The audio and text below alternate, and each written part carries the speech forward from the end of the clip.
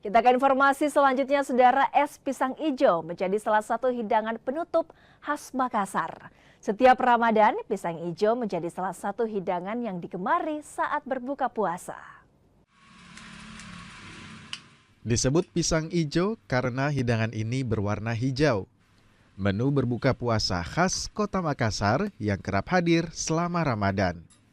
Seperti yang dilakukan warga Jalan Borong Raya, Kota Makassar. Setiap Ramadan tiba, Herlina membuat pisang ijo sebagai hidangan berbuka puasa untuk keluarga. Membuat pisang ijo ternyata tidaklah sulit. Dimulai dengan membuat kulit pisang ijo, adonan berwarna hijau dipanaskan hingga membentuk kulit dadar hijau. Pisang lalu digulung ke dalam adonan hingga membentuk pisang ijo.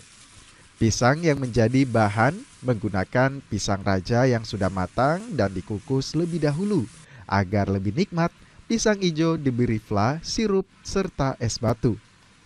Alhamdulillah Ramadan omset pasti naik karena pisang ijo salah satu pilihan menu berbuka orang Makassar khususnya, dan penjualan di hari biasa dibanding Ramadan, insya Allah Ramadan lebih membludak. Biasanya kalau hari biasa bisa jual berapa, Ibu? Hari biasa biasanya satu hari itu hanya dua sisir pisang, 15 porsi. Kalau Ramadan atau untuk berbuka bersama itu bisa ratusan porsi. Ratusan porsi, iya. Bu. Iya. Namanya juga berbuka puasa dengan yang manis, tentu saja pilihan takjil itu ya memang harus manis, harus enak supaya bisa kita lepaskan ceritanya dahaga kita seharian berpuasa. Biasanya saya bersama keluarga itu memilih makanan-makanan berbuka puasa seperti es pisang hijau, dadar fla, ya. Terus baru nanti masuk ke yang goreng-gorengan kayak jalan kote, panada dan lain sebagainya. Apa yang bikin pisang hijau jadi pilihan, Ibu? Disukanya apa sih?